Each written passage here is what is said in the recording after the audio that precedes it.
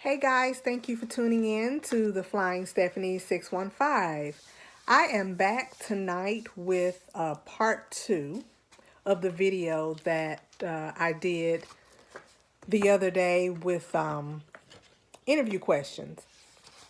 I'm just going to dive right in because, again, I want to try and keep the videos, pretty short so that it doesn't take up too much of you guys' time to get the information that you're after. So, as I said before, I used to be with the regional carrier and now I'm mainline. And none of the content in my videos are the thoughts of the airline. These are completely my thoughts and my experience, okay? So, if you are prepping for an interview, be it face-to-face or a video interview or group interview, any of those things, you might be asked a question like, describe a situation where you had a difficult customer. What happened and how did you handle it? Keep in mind when you're answering these questions, they're looking for a lot of things in this answer. You want to try and use what's called the STAR method.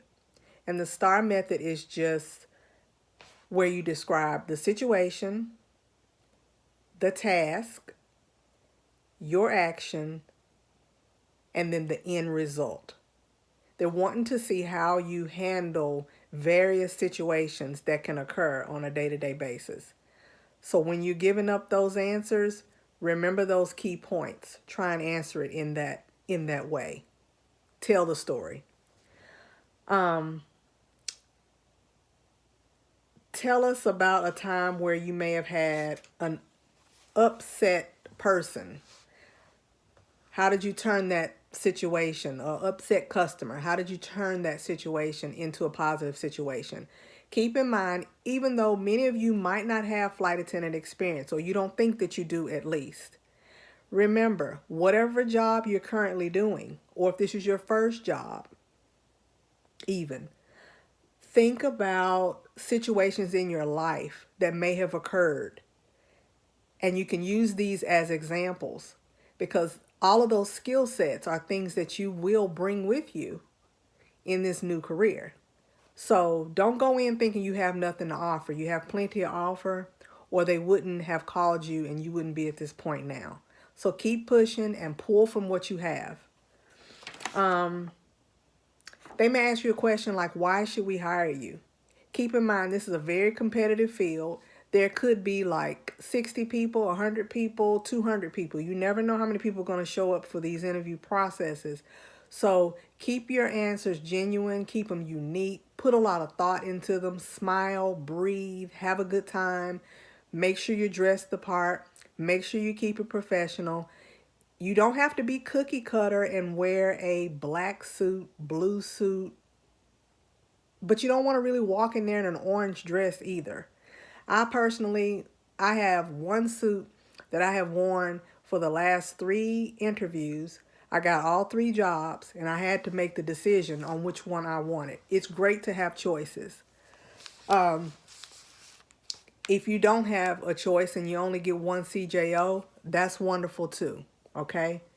If this is a career you want to pursue, then you pursue it and you keep pushing till you get to the place that you want to be.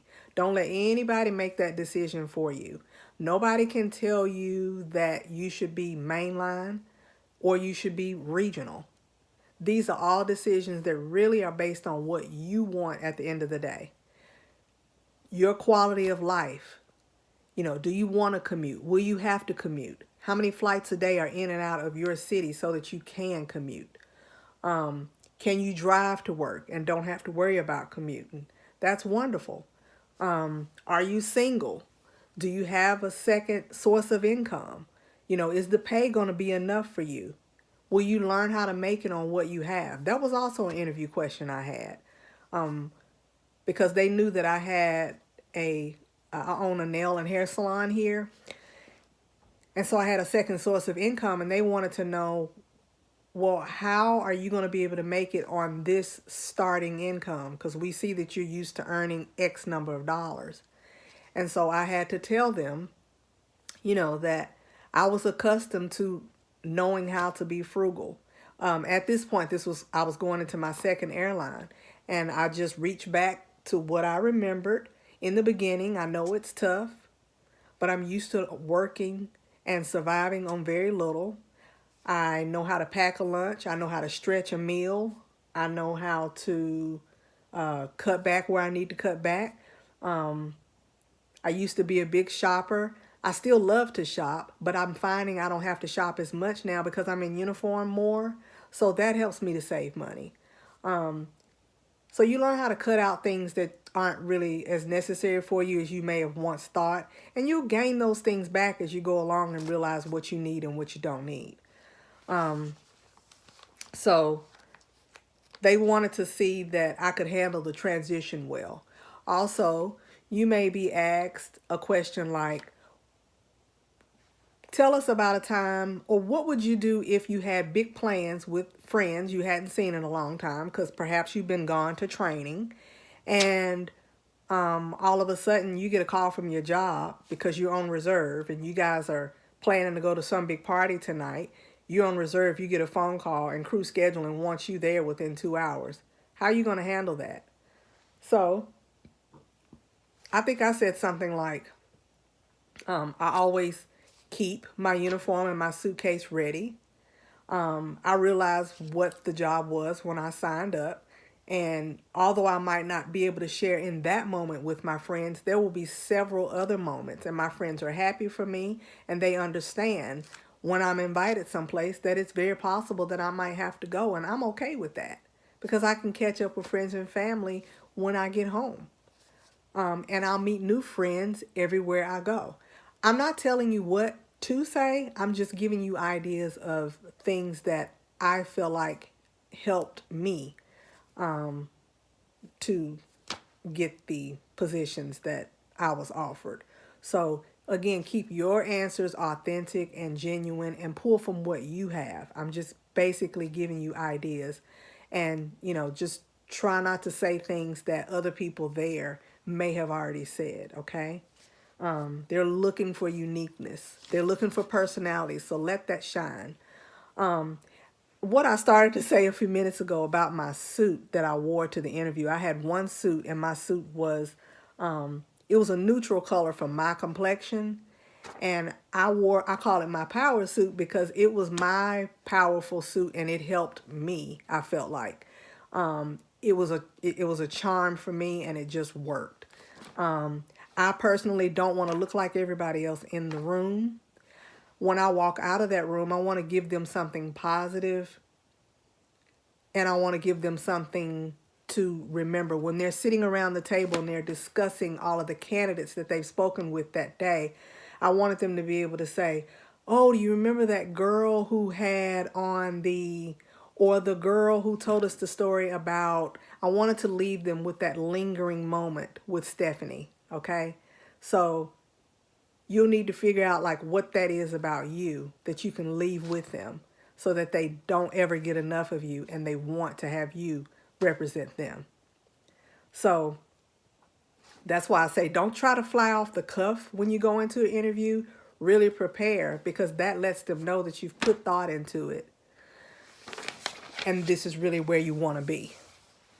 Tell them why you want them as your choice. Do some research. Do some digging around and find out some things about the company or the CEO that would be impressive to them. Like how many awards has this company won? Why do people prefer the culture here versus here? What do the passengers say about them as a whole? How do they treat the passengers? How do the employees treat one another? How does the company treat them? Kind of dig around and find out some of those things because those could be very helpful for you in the interview process. Let's see. What was something else I was asked? They may ask you why that particular company brand. Like, tell us why you like the airline, whatever that is. Why do you want to represent this brand? How will you represent this brand?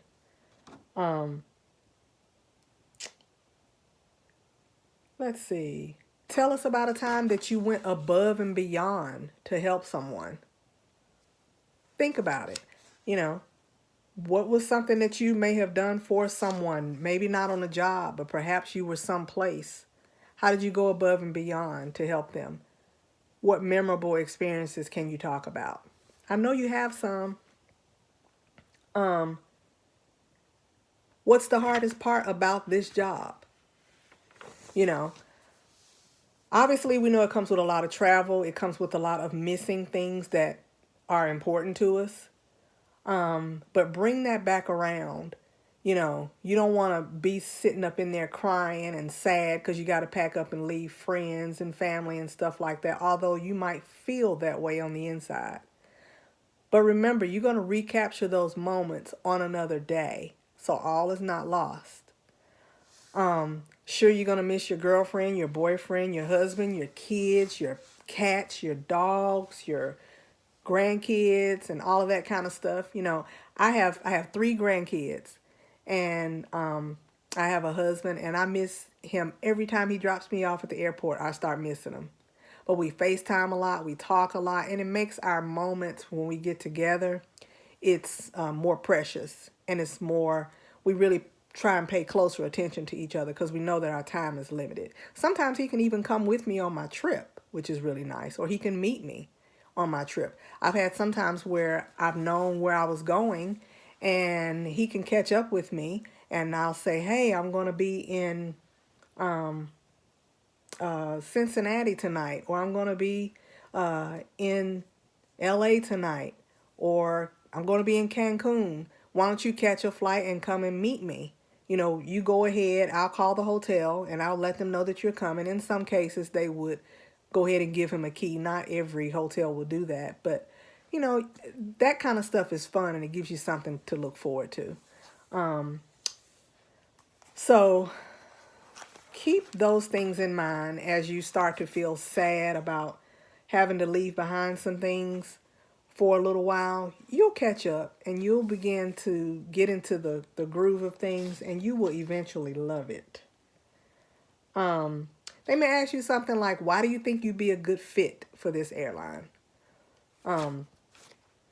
So figure out how to answer that.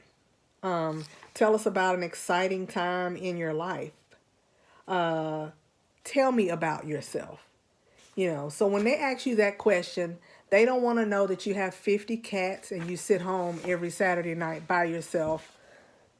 You got 3 grandkids and all that kind of stuff. It's okay to say a few little sweet, funny things like that, but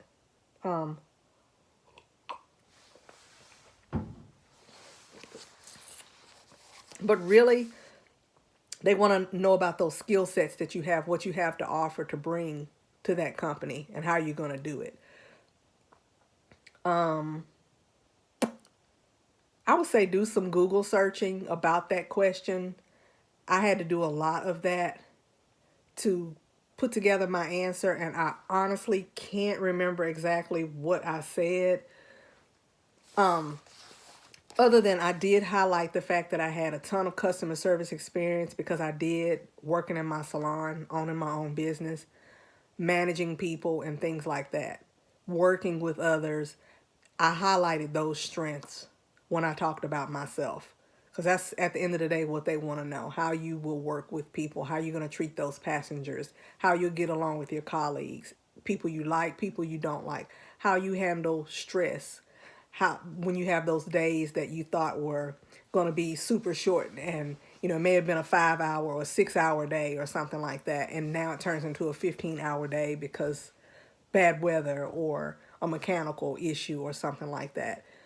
Perhaps you thought you were going to make your commute and now you don't make your commute, so you have to stay in town an extra night, or all kinds of things happen, and they want to know how you handle those things under that kind of pressure. So really give that some thought.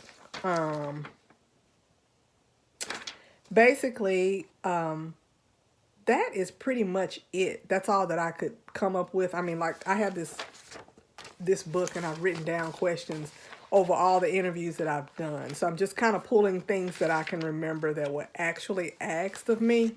So I know y'all don't want to be here with me all night. I could go on and on and on about that. But also, I just wanted y'all to notice I positioned myself here to do this interview because I don't know if you can see this pillow behind me. If you can see that it says dream. Don't give up on your dreams. Keep pushing. I know this may seem tough. I know this job comes with a whole lot of questions, a lot of uncertainties, and it sounds glamorous because for many, many years we thought as little girls and young boys that it was such a glamorous career because they made it look that way. It's not so much that way anymore. People get on the plane for various reasons. They come on because they have some place that they have to go. It might be to celebrate something wonderful. It could be to honor someone that they have lost. So it's not always a happy situation. And people are frustrated because sometimes they are delayed and they're going to miss things that are important to them. And what they don't take the time to understand, and nor do they care, is if they are delayed, we too are delayed. And we're tired and we want to get home, but we can't show that to them because we're there to ensure their safety and their arrival, and with a friend, with a smile, you know. So just always remember your job description. Remember why you took this job. It can't all be about the money because the money, in all honesty, you know, until you have been there for several years, be it regional or mainline, the pay increases, but it may take you some time to get to the place where you're able to really hold your own and maintain. In the beginning, you might have to do something like a crash pad. Many of you know what a crash pad is. Some of you might not. I pulled up an image. I hope you can see this on my computer of what a crash pad looks like in most cases. This one right here, it looks like they just have two sets of bunk beds, triples, and this is the way you sleep in one bedroom.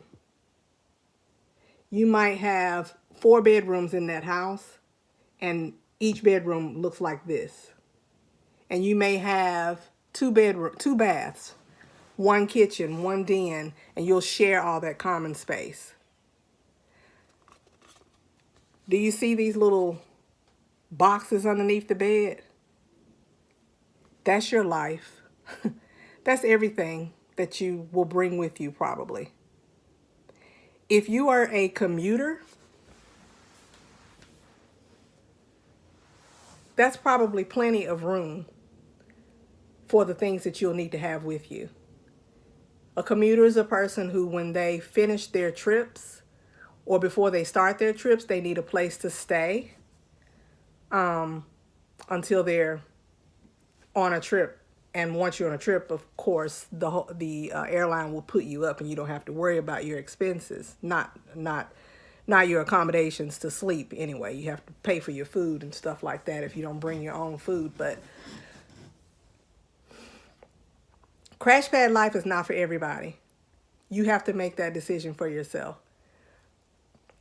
What we did when I graduated, 7 of my classmates and I got a condominium, and we had a 4 or 5 bedroom, and we shared, and it was like a 2 bedroom, a 2 to a room situation, which is, it was easier for me. I know a lot of us, we're used to having our own space, our privacy and stuff like that. If you commute, you're really not there together at all the time anyway. So a situation like what I did is not so bad. But personally, I don't want to be in a house with 15 other people. And I can't make that decision for you. You really just have to see if it works for you. I don't want to pass judgment because I've never done it. I can just only imagine. And I know that the situation I was in, that was tough enough. But if you get in late from a trip, let's say you get in at, midnight, you were supposed to get in at 7 or 8. Now you go back to wherever you are going and you have your crew rest. And now you have to go back out the next morning after you've had your 10 or 12 hours, whichever it is, of rest. And your roommate has to get up 3 or 4 hours after you just got in because she's got to go and she's sleeping on the bed up above you. And she doesn't turn the lights, off. She turns everything on bright because she needs all of that to see what she has to do so she can get out of there. And she's got to iron her uniform because she didn't do it the night before. She's still got to pack her bag because she didn't do it the night before. Just think about how your sleep will be interrupted. So consider, everybody might not be as thoughtful as you might be in terms of how you get yourself ready in the morning or at night before your trip and you have other people in the room with you. Until it's been done to you, you really don't understand maybe what I'm talking about. But like, I sleep really light, so I hear everything. So be honest with yourself in what your needs are as you go through this transition. The transition is hard enough on its own. Don't put all that extra stuff on you if you can avoid it. Figure out a couple of people in training that you mesh really well with. You want to try and mesh well with everyone, but figure out who you mesh really well with and ask each other those hard questions. How do you sleep? Are you a quiet sleeper? Or do you sleep hard? Or do you sleep light? Are you a snorer? Pay attention to how they function with their cell phones. Are they the kind of person that's going to sit up and text their boyfriend or girlfriend all night and they got all of their alert notifications on loud? If you're a light sleeper, that's going to bother you. So be honest with yourself, like I said. And if that's something that is a deal breaker for you, don't shack up with that person because you will end up hating each other at the end of it all. I promise you, no matter how nice you are. Pay attention in training how people, do they clean up after themselves? Do they cook and leave dishes everywhere? Do they get the crumbs up off of the counter? Because you have to come behind this person if you're living with them to do what you need to do.